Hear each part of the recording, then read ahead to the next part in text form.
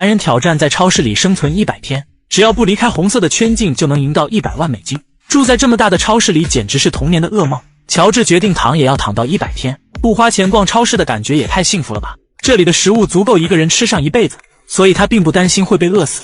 但是人是群居动物，没有陪伴，没有手机，没有互联网，他能坚持多久呢？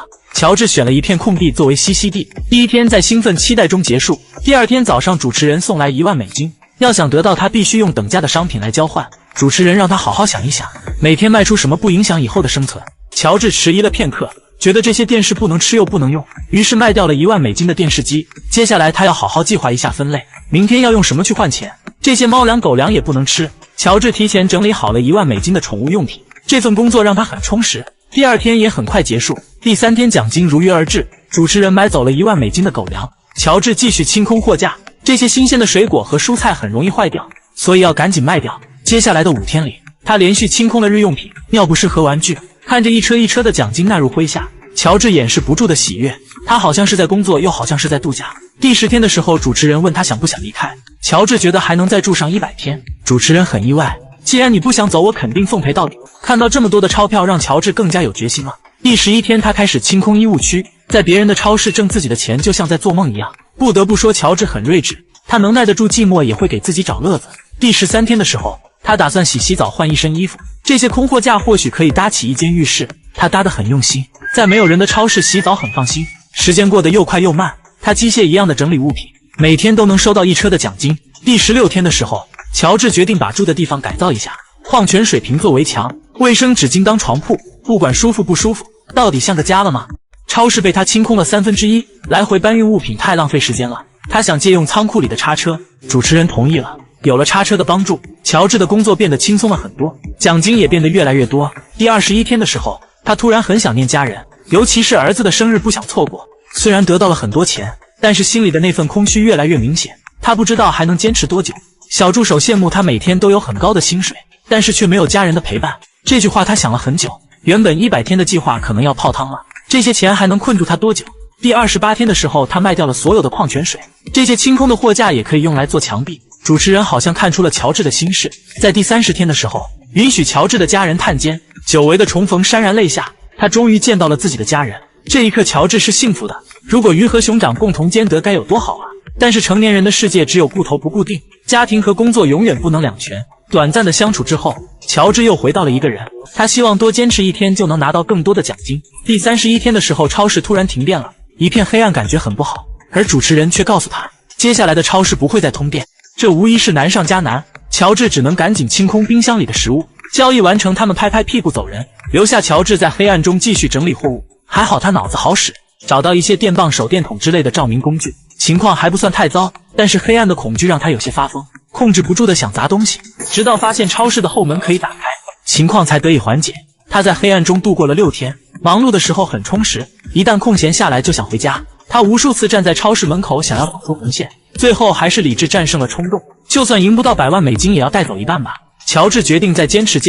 第40天的时候，节目组为了拍摄方便，还是主动点亮了灯光。超市的货架被清空了3/4，腾出了这么大的空间。乔治决定把仓库里的游泳池拿出来，无聊的时候就让脑子进一下水吧。但是只玩了1天就被他弄坏了。游泳池像洪水一样席卷了超市，他着急的去捡地上掉落的钞票，整理好的商品也被打湿。看着废弃的超市，就如同看到颓废的自己，他的内心好像也进水了，突然打不起一点精神。第43天的时候，主持人问他还能坚持吗？乔治嘴上说着可以，但是精神状态明显有些恍惚。主持人预料他撑不过3天。第44天，乔治整天都在等着有人来送奖金，最后却等来了遥控购物车。难道节目组的人也不想进超市吗？乔治感觉被抛弃了一样，拥有44万美金，心里还是这么空虚。他想不通要这些钱有什么用。在第45天的时候，乔治不想穿鞋也不想穿衣服，他就那样呆呆地坐着。主持人问他还能坚持吗？他心里不想，但是却说不出来。直到看到妻子以后，所有的委屈涌上心头，他再也坚持不住了，只想赶快回家。主持人也尊重他的决定，一个人住在超市里45天太不容易了，没憋成傻子已是奇迹。乔治最后赢到了45万美金，这笔钱足可以改变他的人生。那么问题来了，如果是你，能坚持多久呢？这是国外最疯狂的终极障碍赛，导演直接把场地搬到了60米的高空，谁能闯过6个危险的关卡就能赢到80万美金。在没有任何保护的情况下，一不小心就会掉下60米的悬崖。他这一跳不成功便成人。挑战者乔治四肢发达，热爱健身，虽然他也很害怕，但是富贵险中求，很值得赌一赌。第一关穿越空中大摆锤，他已经踏出了第一步，但是整个赛道都在摇晃。乔治集中注意力继续往前跳，2个阶梯的距离不算太远，他一边躲避大摆锤一边保持平衡。小助手预料他第一关都过不去，显然他们低估了一个成年人的压力，只剩下最后一个阶梯了。这里不仅有2个大摆锤，而且距离也是最远的。乔治的大脑在飞快运转，或许飞起来才能跳过去。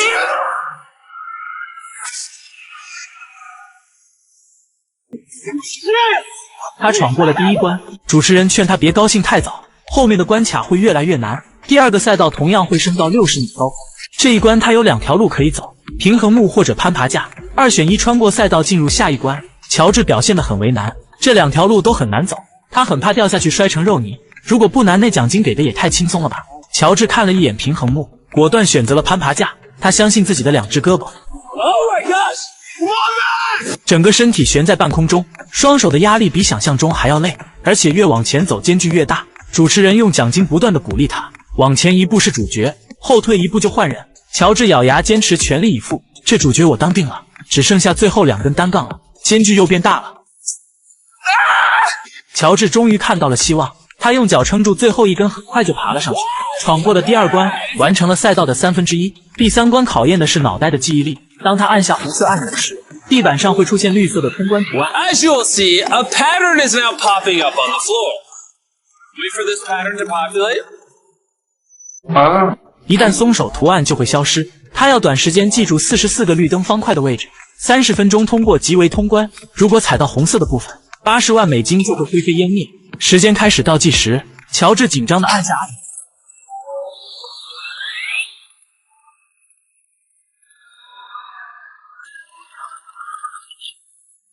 脑袋本来就不灵活，还要记住这么复杂的图案，他感觉压力好大。第一次尝试只记住了6个绿灯的位置，赶紧返回来继续按按钮。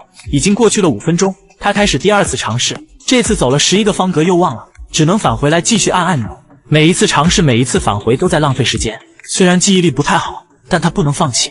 很快只剩下9分钟了，乔治也走过了一半的路程，他不想退回去了，忙猜了2个绿色方块。主持人告诉他不想让自己后悔，还有机会返回去。他决定再回去看一次，看最后一次。这一次真的没时间了，他必须记住全部的绿灯。最后3分钟再次出发。前半部分他走了好几遍了，印象深刻，但是越接近对面越是犹豫了。只剩下最后2排了，时间还剩下20秒，他紧紧握着盾牌，凭着记忆往前一步。主持人提醒他没时间了，赶紧跳过去。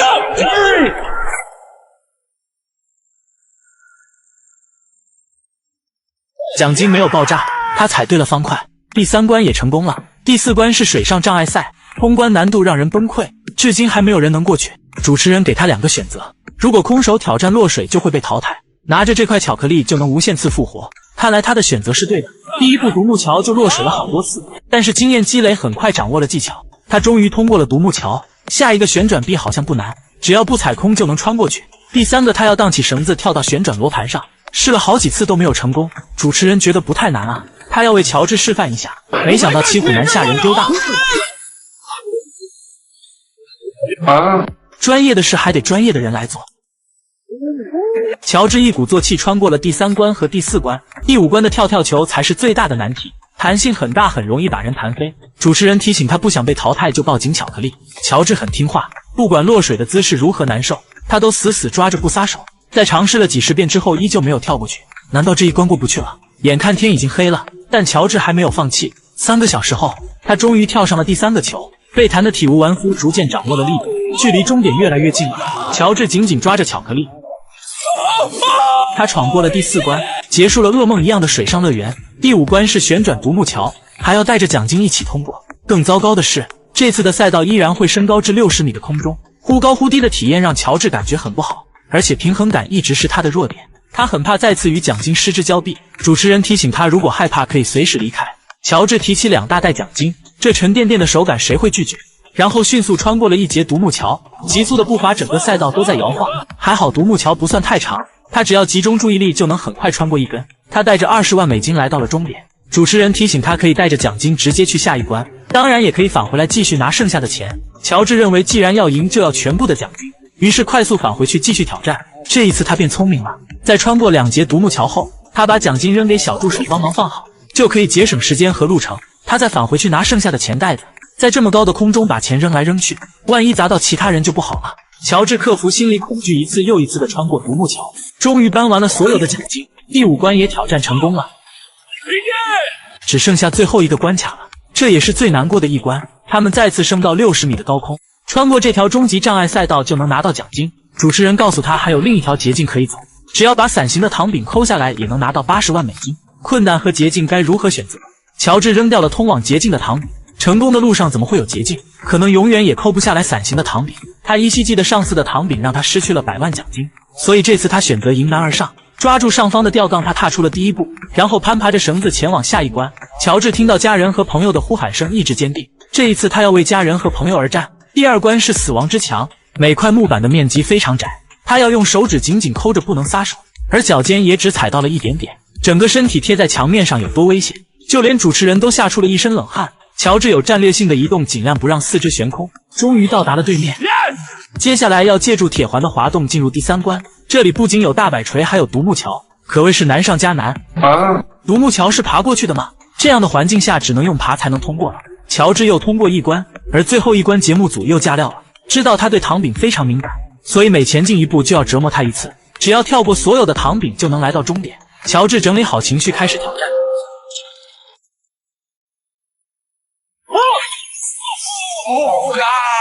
每块糖饼的距离会越来越远，而且面积也会变小。这一次他要借助吊杆的摆动跳往下一块糖饼，如果失手丢掉的不仅仅是奖金。乔治跳到了第2块糖饼上，他看到破裂的图案，想起了伤心的往事，他这辈子可能都抠不开糖饼了。每一次的跳跃都像是和自己和解。只剩下最后一个糖饼了，距离很远，面积更小，该来的还是会来。这一次他要用自己的方式征服它，身体来回摆动，让吊杆晃起来，在适合的角度拼命一搏。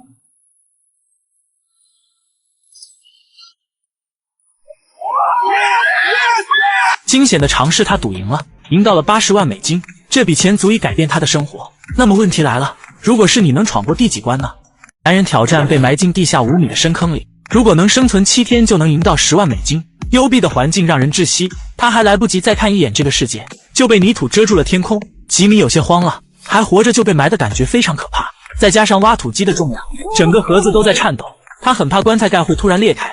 好在节目组在每个角落都安装了摄像头，外面的人可以清晰地观察他的状态，如果坚持不下去可以随时离开。挖土机很快填平了深坑，活埋的挑战也正式开始。在接下来的7天里，吉米要一直躺着住在地下，这里面有一些食物和1桶20升的矿泉水，他不用担心会被饿死了，还有一些日用品或许可能也用不上。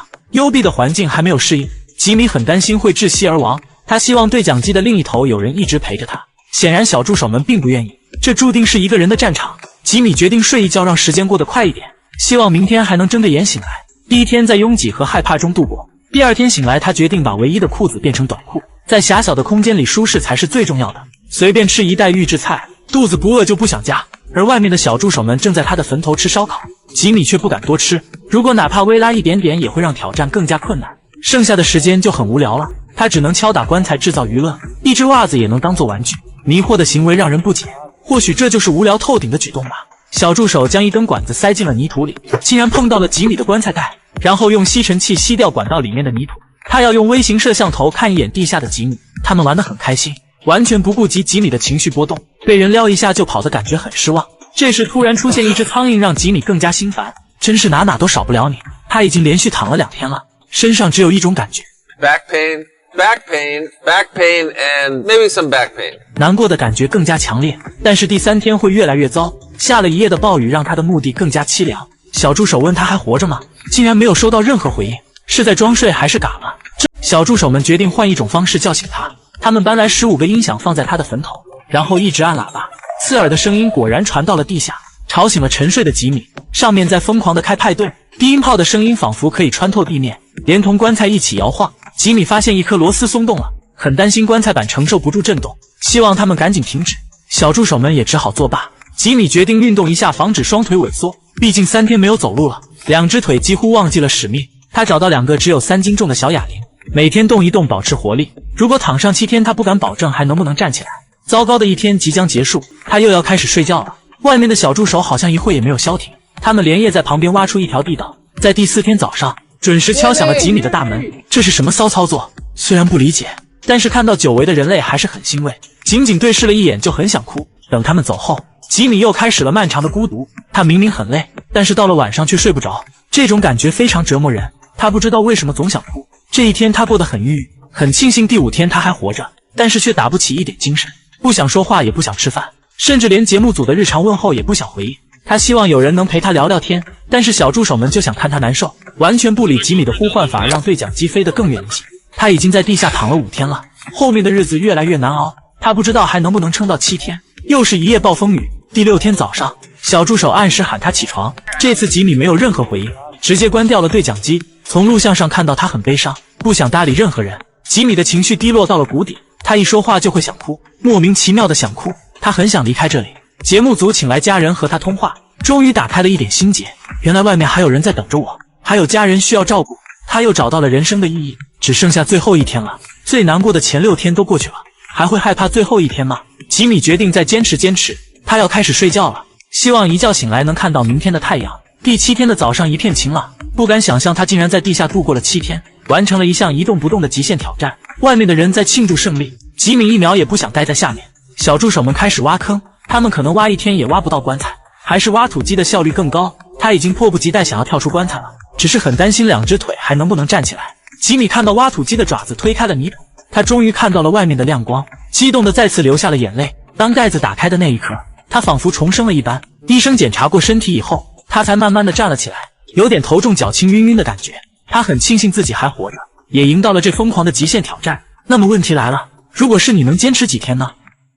男人挑战被埋进5米的深坑里，只要能坚持50个小时就能赢到10万美金。小助手开始一铲一铲的填坑，老王清晰的感觉到身上泥土的重量，最后再让他看一眼这个世界。接着启动挖土机，填坑的速度更快了，不一会就变成了平地，上面再放一个墓碑。老王的挑战也正式开始了。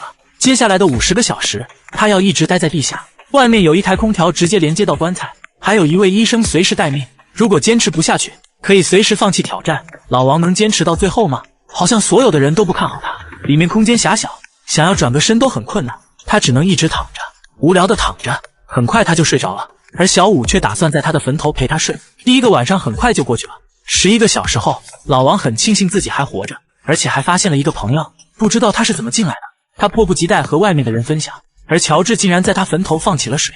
老王很担心会不会渗入棺材里，那又怎么样？你出来打我呀！说完就把对讲机扔了出去。老王很无奈，这还真是好朋友。13个小时后，老王已经忘了站立的感觉，他希望乔治能和他分享，谁知他语出惊人，坐着多舒服，干嘛要站着？然后放出吵闹的音乐和老王分享，刺耳的声音让他很难受。于是老王抠掉了对讲机的电池，这下安静多了。上面的2人还在自娱自乐，完全没意识到是在自言自语。18个小时后，老王躺的后背很疼，很想站起来走走，但这是在5米的地下，他能做的也只是转个身换个方向继续躺着。好不容易换到了棺材的另一边，而乔治却不乐意了，他不想看到老王的大脚，希望他能换过来，除非你说想我了，不然只能看大脚。乔治妥协了，老王艰难地爬向另一边，空间太小了，每次转身都会碰到头。这时小五告诉他要下雨了，他们把设备搬进了车里，估计老王在地下不会受到影响。小李却不小心关掉了灯光，棺材里一片漆黑。再次打开时，竟然激活了不同颜色的灯光。34个小时后，乔治准备在他旁边挖一条地道，吓他一下。挖土机的轰鸣声还是被老王发现了，但他分不清是在左边还是右边，于是拍了几下棺材。乔治顺着声音挖去，很快挖到了老王的棺材。透过狭小的洞口，老王终于看到了一束亮光，也看到了大活人。他不理解乔治挖坑的意义，而乔治只是为了好玩，然后又火速填上了大坑。这还没完，他们又在老王的坟头燃起了火盆，准备彻夜长谈。下面的老王困得眼睛都睁不开了，直接睡着了。过完这一夜，他已经坚持了43个小时，除了后背有些疼，还有一些若隐若现的幽闭症，但他还可以克服。这是一项挑战，更是一项记录，他不想让自己后悔。但是在下面待50个小时，就好像1个星期。老王已经习惯了这种被重重包围的感觉。时间只剩下1个小时了，他以为小助手们很想让他快点出去，没想到小五只是把对讲机埋进了土里。仅剩的1个小时，他们难得没有人管，于是开心的在地面放起了烟花。下面的老王一脸的懵逼，看我出去怎么收拾你们。很快50个小时就要结束了，老王开始倒计时 3, 2, 1。他挑战成功了，一刻也不想待在这里，赶紧通知小助手把他挖出去。一直挖了10分钟还没有挖到老王，不知道他们是不是故意的。又过了一会，铁铲终于挖到了棺材，看到亮光的那一刻，老王竟然哭了，就好像重生了一样。他为自己完成挑战感到自豪。小助手们合力打开盖子，老王终于看到了外面的世界。久违的空气让他很清醒，他只感觉又饿又臭，只想赶紧去洗澡。那么问题来了，如果是你能坚持多久呢？这是100个同一天过生日的陌生人，把他们关在100个透明的隔间里，从1岁的孩童直到100岁的老人，谁能最后一个离开就能赢到50万美金。这一场年龄之间的比赛充满未知和期待，谁能带走100万奖金呢？吵闹的环境加上孩子们的叫声，几位80多岁的老人实在受不了，放弃了比赛。但更多的却是身不由己，打卡的上班族、念书的学生，还有着急回家吃奶的。但他们并没有空手而归，每人拿到了1000美金。100岁的老人是一位退伍老兵，他表示一定会撑到最后，但是到了晚上就改变了主意，实在睡不习惯的小床让他放弃了比赛。老人的心态很好，重在参与吗？第一天就淘汰了24个人。主持人拿来一个按钮，绿色的代表参加挑战，红色的代表保持现状，让他们自由选择。少数人服从多数人，结果和你想的一样，他们都想加快比赛。63个人按下了绿色按钮。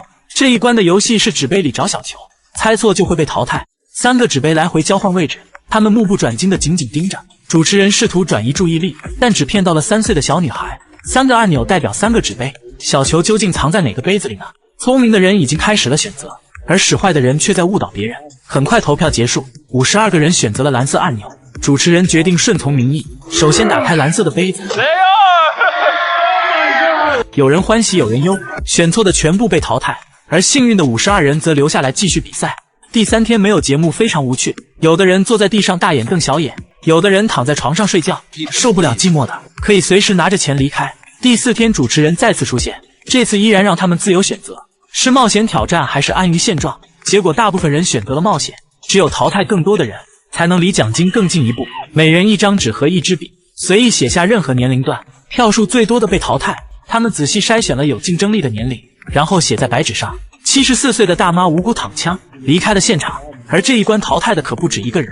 他们首先想到了那个10岁的女孩，她的叫声让人彻夜难眠。几乎全票通过，女孩失望地离开房间，而她临走的愿望竟然是让14岁的表姐陪她一起。姐妹情深一定成全，这还真是好妹妹啊。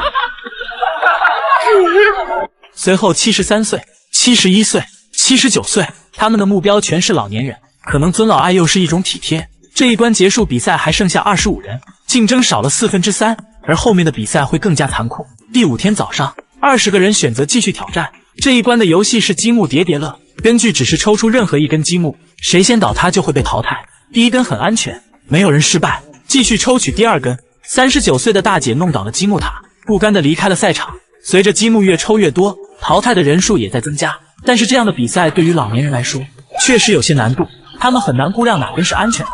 这一关又淘汰了15个人，剩下的10个幸运儿离100万奖金又近了一步。节目组拆掉空余的90个隔间，偌大的场地变得异常安静，他们的压力很大。明天的比赛不知道谁会离开。到了第6天早上，他们依然选择继续挑战，早一点结束或许是种解脱。这一关是小时候玩的弹珠，每人有10颗，2人为一组，不管用什么方式，只有拿到20颗弹珠才能进入下一关。有人选择掷硬币，一次输个精光，还有人石头剪刀布，一个一个的做赌注。但是比赛很残酷，不管用什么方式，总要有人离开。淘汰的5人也拿到了1万美金，而留下的5个人只高兴了一个晚上。第7天的挑战如约而至，这一次要淘汰掉3个人，决定权就在输掉比赛的95人手里。投票最多的被淘汰，不知道他们是盲选还是看谁不顺眼。5个人瞬间没了底气。最后结果统计，23岁、43岁、54岁票数最高，坚持了7天还是失败了，但他们也拿到了2万美金的补偿。40岁的大哥和52岁的大妈留到了最后。明天的挑战扑朔迷离，兴奋的同时又很紧张。主持人请来他们的家人前来探望，有了家人的鼓励，所有的努力都是值得的，他们的信心被再次点燃。而第8天的挑战全靠天意，2个手提箱里一个是空的，另一个里面放着50万美金。主持人提出2个选择，一方可以偷偷瞄一眼箱子，另一方则可以获得优先选择权。40岁的大哥选择了前者，他面无表情打开了箱子，一脸淡定，让大妈看不出破绽。这要怎么选？大妈只好提出几个问题试试水。Joe, do you have 500,000 in your briefcase? Yes. Saw a check in there? Yes. 大哥没有犹豫，回答得很爽快，脸上没有任何波澜。大妈却认为他在撒谎，于是选择了面前的手提箱。主持人再次确认了一次，大哥颤抖地打开手提箱。里面真的放着奖金，他的诚实让他没有失去，终于拿到了50万美金，一切努力没有白费，这笔钱足以改变家人的生活。那么问题来了，偷偷瞄一眼和优先选择权你会怎么选呢？两个陌生人被关在特殊的密室里，同吃同住100天就能拿到50万美金。如果有一人提前退出，挑战就会结束，而且拿不到1分钱。白色的房间，刺眼的灯光，每个角落都藏着摄像头，在不分日夜没有时间概念的密闭空间里，他们能坚持多久呢？冬梅和小明初次见面还没来得及认识，就被主持人锁在了密室里。没有关系，他们有100天的时间可以自我介绍。房间里的物资有多有少，唯一的食物只有鸡肉罐头。这要是吃上100天，会不会变成惨叫鸡呢？还好有2张床可以睡觉。冬梅认为只要睡上100天就能拿到奖金了，想法很不错。两人的情况差不多，一个负债累累，一个为了还清房贷，所以为了奖金他们势必要坚持到底。第一天过得很快，只是没有时间提醒。他们只睡了2个小时就起床了，做饭吃饭，强制自己正常生活。只要过得有规律就不会变得颓废。吃了1天的鸡肉罐头，第2天也轻松结束。第3天他们用自己的方式找乐子，无意间发现一只蜘蛛反而多了一些新鲜感。第4天小明用记事本做了一副纸牌，随便玩玩也能用来打发时间。主持人也忍不住参与一下，毕竟斗地主3个人才能玩，又是愉快的一天。第5天冬梅很想知道日期和时间，于是做了一张签到表。主持人没有上当，就你这智商，骗小孩都有点堪忧。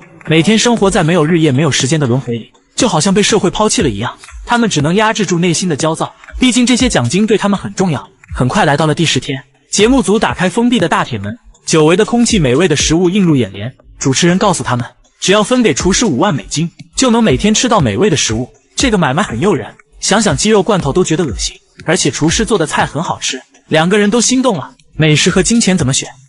Nope. I think we decided no. Really? 小助手抬走了没吃完的食物，剩下的90天接着吃鸡肉罐头吧。无聊的两人继续挑战，吃了睡，睡了吃，无聊到了极点。房间里的灯光非常刺眼，他们把床单搭在床头，眼睛还是受不了。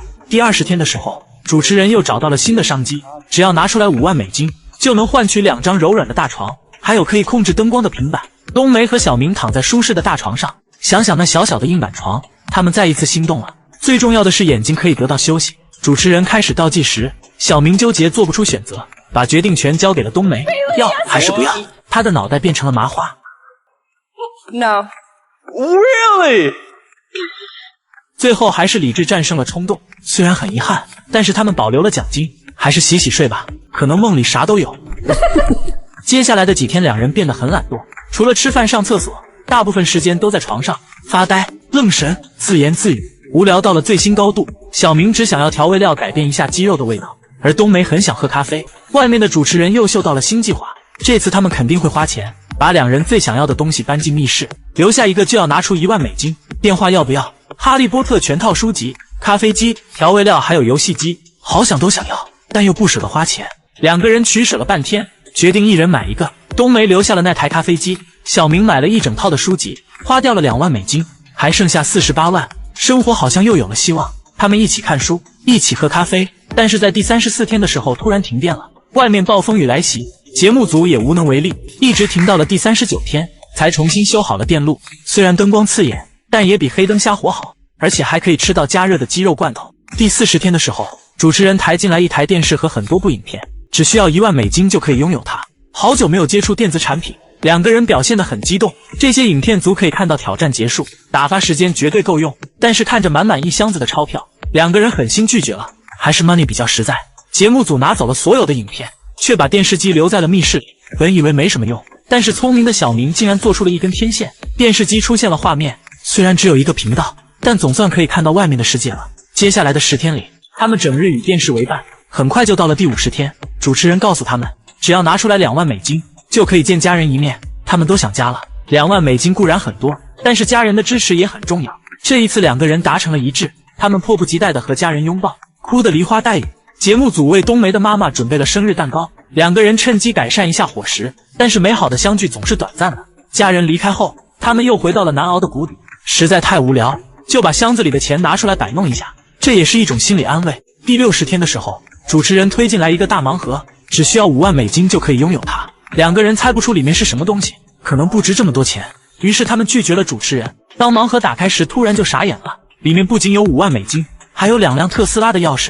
天哪！冬梅后悔的突然想哭。如果上天再给我一次选择的机会，我肯定会选大盲盒。但是没有如果，在接下来的9天里，冬梅除了无聊就是后悔，她始终走不出来。突然很怀念在58同城上新找的工作。很快又到了第70天，这一次主持人决定给他们一个惊喜，之前拒绝的所有东西再一次搬进了房间，由他们自己定价，只要高过节目组的出价就能全部拥有。两个人认真的商讨，如果出价太高肯定不舍得，出价太少又担心低于节目组。时间只剩下30天了，他们很想多留下一些钱，最后以10万0100美金达成共识，能不能超过节目组呢？超出了3万美金，好像不重要了。他们得到了想要的一切。冬梅迫不及待地打开大盲盒，里面只有2个玩具特斯拉，终究是错过了。馅饼怎么可能会掉2次？但是其他物品也能让他高兴很久。接下来的几天里，他们吃好喝好玩好，比之前过得开心多了。主持人已经10天没有来了，估计他已经预判了2人的预判，在舒适的环境下放松警惕，然后再给他重重一棒。又过了10天，还是没有任何信息提示，难道把我们忘了？大概也许可能吧。第99天的时候，主持人终于出现了，回忆刚开始的镜头，仿佛过去了很久，而节目组也准备了更大的惊喜。相处100天的室友能不能经得住考验呢？这是一台试探人性的机器，绿色按钮代表同意评分奖金，红色按钮则会占有对方的奖金。如果2人同时按下红色按钮，就会鸡飞蛋打1分没有。2个人都戴着降噪耳机，所以听不到对方的想法，评分还是自己要。100天的陪伴是朋友还是敌人？主持人开始倒计时，他们好像心有灵犀，同时选择了绿色按钮，平分了剩余的36万，友情战胜了贪婪，所有人都露出了满意的笑容。那么问题来了，节目组卖的这些东西，你会选择什么来陪你度过这100天呢？